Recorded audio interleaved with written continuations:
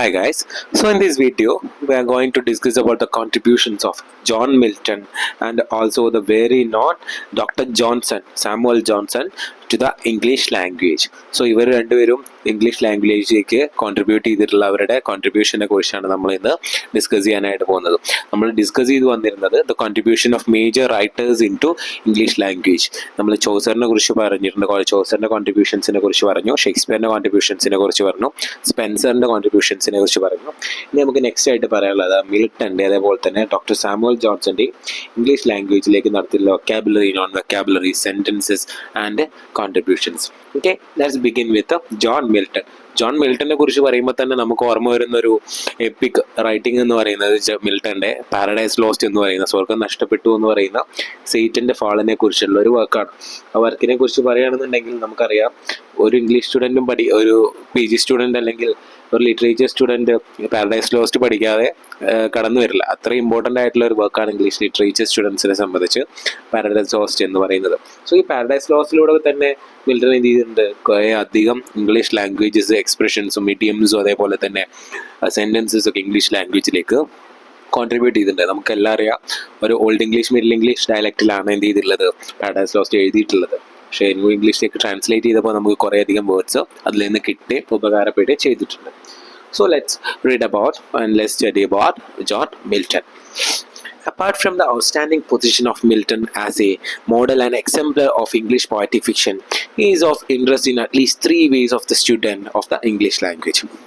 അപ്പോൾ ഒരു പോയറ്റ് എന്നുള്ള രീതിയിൽ മാത്രമല്ല ജോൺ മിൽട്ടൺ ഈ ലോകത്തിന് അറിയപ്പെടുന്നത്. അദ്ദേഹം 3 തരത്തിലാണ് ഒരു ലിറ്ററേച്ചർ സ്റ്റുഡൻറ്റിന് അറിയപ്പെടുന്നത്. നോക്കാം.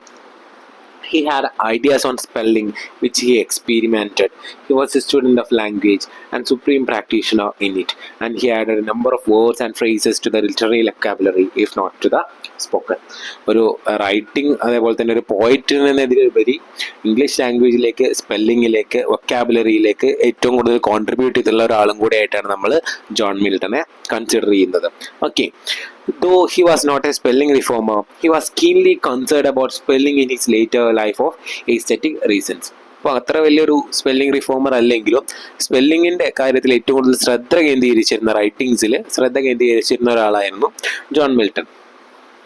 Okay, he tried to indicate a distinction in spelling, for instance, between the stresses and the unstressed forms of the personal pronouns me, he, she, and therefore the empathetic forms and me, he, she, and therefore the weaker ones. അപ്പോൾ കുറച്ച് stressed mark ചെയ്യുന്ന സെൻറ്റൻസുകൾ, കുറച്ച് stress കൊടുക്കേണ്ട സമയത്ത് എന്ത് ചെയ്യാറുണ്ട്, സെൻറ്റൻസുകൾക്ക് John Milton എപ്പോഴും stress കൊടുത്തിട്ട് ഒരു കോമ മുകളിൽ ഇട്ടിട്ടാണ് സ്ട്രെസ് മാർക്ക് ചെയ്യുന്നത്.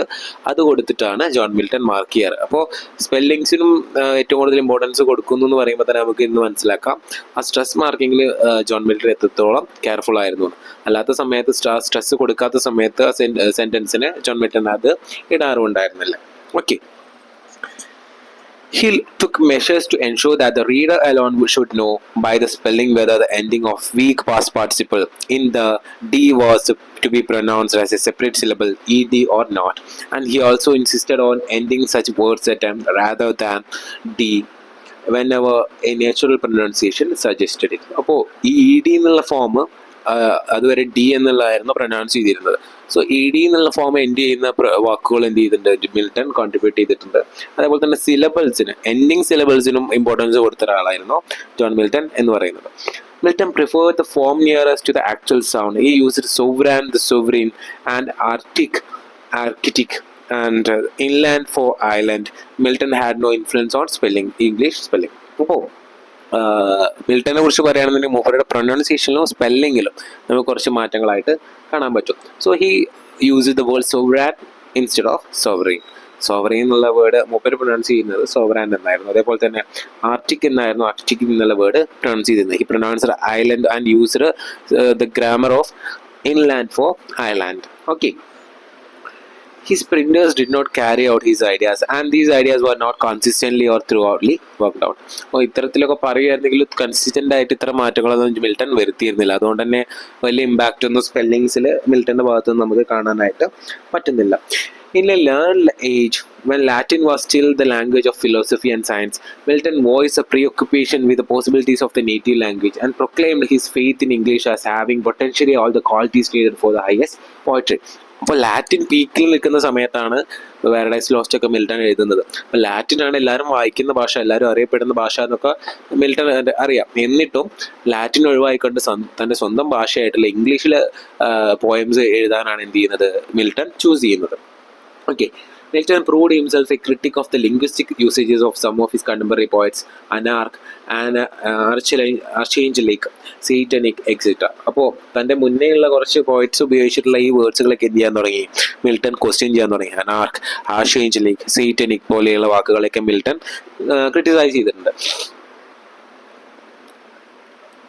ഓക്കെ, അപ്പോൾ ക്രിട്ടിസൈസ് ചെയ്യല്ലേ ചെയ്യുന്നത്, മിൽട്ടൺ ചെയ്യുന്നത് എന്താണെന്ന് വെച്ചാൽ Milton proved a critic of എന്ത് ചെയ്തിട്ടുണ്ട്, ഇതിന് മുന്നേ ഉള്ള ചില റൈറ്റേഴ്സിനെ മിൽട്ടൺ ക്രിട്ടിസൈസ് ചെയ്തിട്ടുണ്ട്.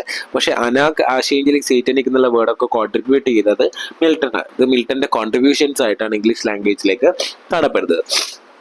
The word pandemonium was coined by Milton. നമ്മൾ പാരഡൈസ് ലോസ്റ്റ് വായിക്കും പറയാം, പാൻഡമോണിയം എന്ന് പറഞ്ഞു കഴിഞ്ഞാൽ ഈ സേറ്റൻസ് എല്ലാവരും കൂടെ ഒന്നിച്ചു കൂടി സഭ കൂടുന്ന സ്ഥലത്തിനാണ് പാൻഡമോണിയം എന്ന് പറയുന്നത്. അപ്പോൾ പാൻഡമോണിയം എന്നുള്ള വേർഡ് കോയിൻ ചെയ്തിട്ടുള്ളത് നമ്മളെ മിൽട്ടൺ ആണ്. സോ പണ്ട് കാലത്തെ കുറേ ലിംഗ്വിസ്റ്റിക് റൈറ്റേഴ്സിനെ ക്രിട്ടിസൈസ് ചെയ്തിട്ടുണ്ട്. നമ്മൾ ആർക്കൈക്ക്, അതേപോലെ അനാർക്ക്, ആർച്ചേഞ്ചലിക്, സേറ്റനിക്, പാൻഡമോണിയം തുടങ്ങിയ വേർഡൊക്കെ കോയിൻ ചെയ്തതും ജോൺ മിൽട്ടൺ ആണ്. Okay,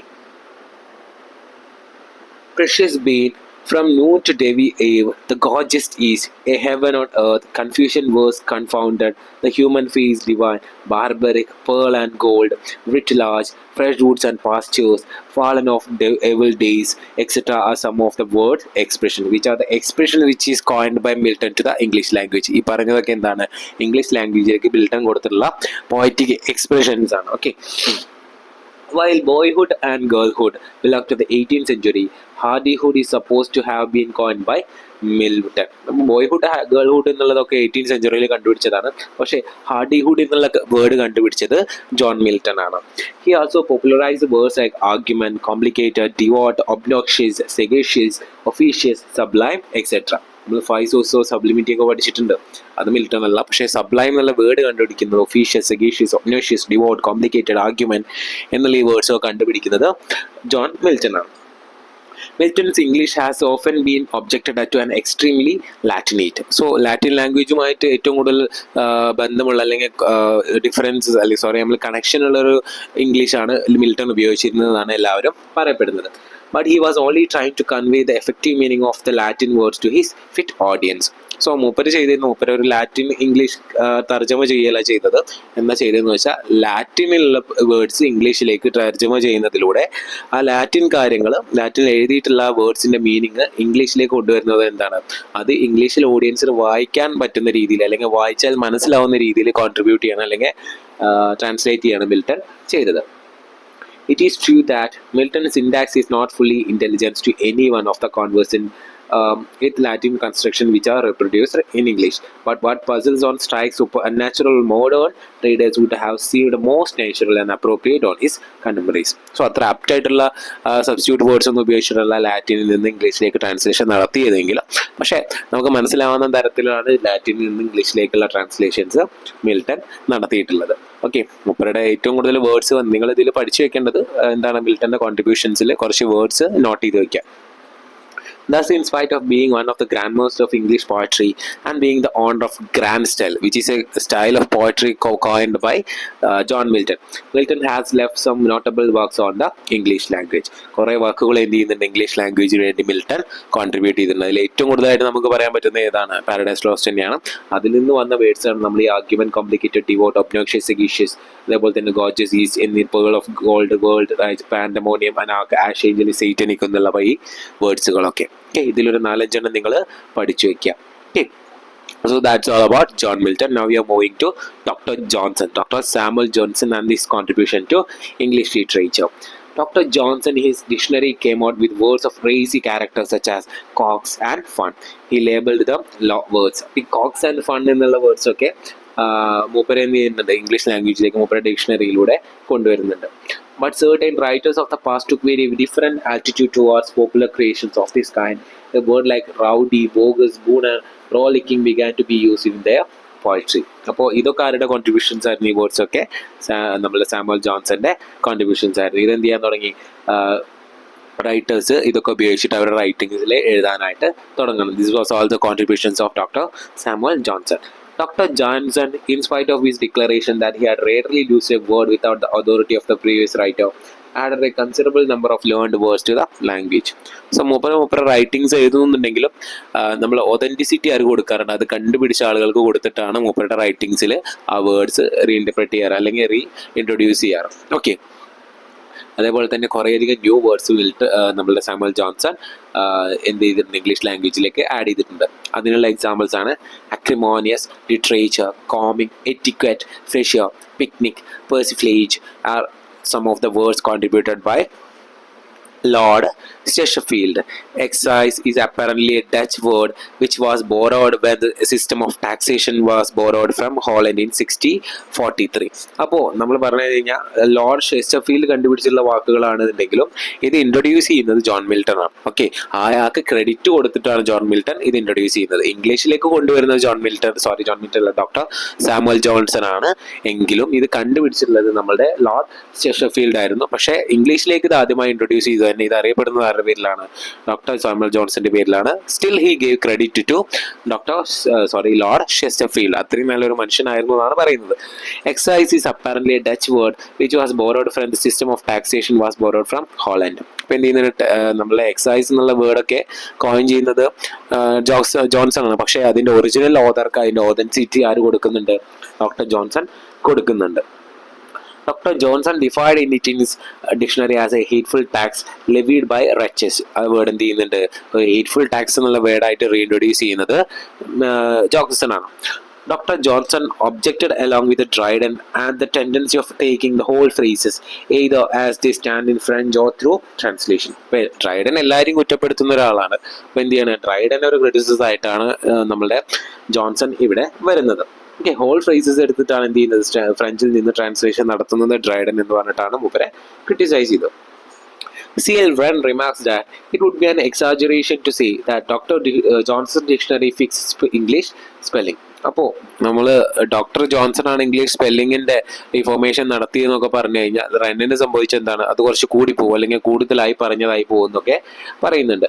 four it was already by this time well on the way to fixation. പക്ഷേ ഇതെന്തായിരുന്നു? ഈ കാലഘട്ടത്തിൽ ഓട്ടോമാറ്റിക്കലി ഇംഗ്ലീഷ് സ്പെല്ലിങ്ങും ഗ്രാമറും ഒക്കെ ഫിക്സ് ആയി വന്നിരുന്നു. അല്ലാതെ ഡോക്ടർ ജോൺസൺ അല്ലെ ഡിക്ഷണറി അല്ല ഇത് ഫിക്സ് ചെയ്തെന്നാണ് C.L. Wren പറയുന്നത്. Okay, but Johnson's dictionary was the first to receive universal acceptance as the arbiter of usage and spelling. നമ്മൾ ഒരു റിട്ടേൺ ഡോക്യുമെന്റ് ആയിട്ട് ആദ്യം വന്നത് ഇംഗ്ലീഷ് സ്പെല്ലിങ്ങിനെ കുറിച്ചും ഗ്രാമറിനെ കുറിച്ചും വന്നത് ഡോക്ടർ ജോൺസന്റെ ഡിക്ഷണറി ആയതുകൊണ്ട് തന്നെ എന്താണ്? ഇതിനാണ് യൂണിവേഴ്സൽ അക്സെപ്റ്റൻസ് കിട്ടിയത്. പക്ഷെ റെന്ന് പറയുന്നത് എന്താ? ഈ സമയം എത്തിയപ്പോഴേക്കും ആളുകളൊക്കെ ഉപയോഗിച്ച് ഗ്രാമറും സ്പെല്ലിംഗ് ഒക്കെ മനസ്സിലാക്കിയിരുന്നു. പക്ഷെ ഒരു റിട്ടേൺ ഡോക്യുമെന്റ് എന്നുള്ള രീതിയിലാണ് ഡോക്ടർ ജോൺസന്റെ ഡിക്ഷണറി ഫെമിലറൈസ് ചെയ്തത്. Okay, criticizing Milton's Lycidius, Dr. Johnson wrote that it was easy, vulgar and therefore disgusting. മിൽട്ടന്റെ ലിസീഡിയസ് എന്ന വർക്കിന് ഡോക്ടർ ജോൺസൺ എന്ത് ചെയ്യുന്നുണ്ട്? ഈസി ആയിട്ടുള്ള ഒരു വർക്കും വൾഗർ ആയിട്ടുള്ള വളരെ വൃത്തികെട്ടായിട്ട് വർക്കുമായിട്ടാണ്, ഡിസ്ഗസ്റ്റിംഗ് ആയിട്ടുള്ള ഒരു വർക്കായിട്ടാണ് ഡോക്ടർ ജോൺസൺ കമന്റ് ചെയ്യുന്നത്. Here vulgar meant commonplace and disgusting stood for distasteful. അപ്പോൾ അത്തരത്തിലുള്ള മീനിങ് ഉള്ള ഒരു വർക്കായിട്ടാണ് നമ്മളെ ലിസീഡിയസിനെ ആര് കണ്ടത്? നമ്മളെ സാമുവൽ ജോൺസൺ കണ്ടത്. According to C.L. Wren, Dr. Johnson's dictionary of the English language was the greatest landmark in the development of lexicography. നമ്മളെ ലെക്സിക്കോഗ്രഫി ആണ് ആൽഫബറ്റ്സിന് ചെയ്യുന്നതാണ്. ആൽഫബറ്റ്സിനെ സംബന്ധിച്ച് ഏറ്റവും ഗ്രേറ്റ് ആയിട്ടുള്ള ഒരു ഇന്നോവേഷൻ എന്ന് പറയുന്നത് സ്റ്റിൽ ഡോക്ടർ ജോൺസന്റെ ഡിക്ഷണറി ആണെന്നാണ് C.L. Wren പറയുന്നത്. എഗെയിൻസ്റ്റ് ചെയ്തെങ്കിലും ഇപ്പോൾ സപ്പോർട്ട് ചെയ്യുന്ന ഒരു ഫിഗർ ആയിട്ട് നമുക്ക് C.L. Wrenനെ കാണാൻ പറ്റും. He employed fully and effectively the method of illustrating by quotations. Quotations ഏറ്റവും കൂടുതൽ ഉപയോഗിച്ചിരുന്നിട്ട് ഇന്റർപ്രറ്റ് ചെയ്ത ഒരാളായിരുന്നു Johnson. Its definition, despite some humorous or individual vagaries, were clear, scholarly and effective. അപ്പോൾ നമ്മൾ എന്തായിരുന്നു? കൊട്ടേഷൻസ് അവരുടെ എക്സ്പ്രഷൻസും വേഗലി ആയിട്ടുള്ള ക്ലിയർ ആയിട്ടുള്ള എഫക്റ്റീവ് ആയിട്ടുള്ള എക്സ്പ്രഷൻസിനെ യൂസ് ചെയ്തിട്ടായിരുന്നു കൊട്ടേഷൻസിനെ ജോൺസൺ ഇൻ്റർപ്രറ്റ് ചെയ്തത്. It became the standard work for long the arbiter of English usage and the standard for English spelling. ഒരു ഇംഗ്ലീഷ് സ്റ്റാൻഡേർഡിനെ സ്റ്റാൻഡേർഡൈസ് ചെയ്യുന്നതിൽ വലിയൊരു പങ്ക് ആര് വഹിച്ചിട്ടുണ്ട് എന്നാണ് പറയുന്നത്, ഡോക്ടർ ജോൺസൺ വഹിച്ചിട്ടുണ്ട് എന്നാണ് CL Wren പറയുന്നത്. പക്ഷേ ആ കാലമായപ്പോഴേക്കും എന്ത് ചെയ്തിട്ടുണ്ട്, സ്റ്റാൻഡേർഡൈസ് ആയി പോയിട്ടുണ്ട്. ബട്ട് റിട്ടേൺ ഡോക്യുമെൻ്റ് ആയിട്ട് ഒഫീഷ്യലായിട്ട് വന്നത് ഡോക്ടർ ജോൺസന്റെ ഡിക്ഷണറി ആയതുകൊണ്ട് നമുക്ക് എന്ത് പറയാം, അത് തന്നെയാണ് ഇതിനെ ഷേപ്പ് ചെയ്തത് ഇൻ എ സെൻസ് പറയാൻ പറ്റും. Okay, that's all about doctor Johnson and John Milton. Thank you.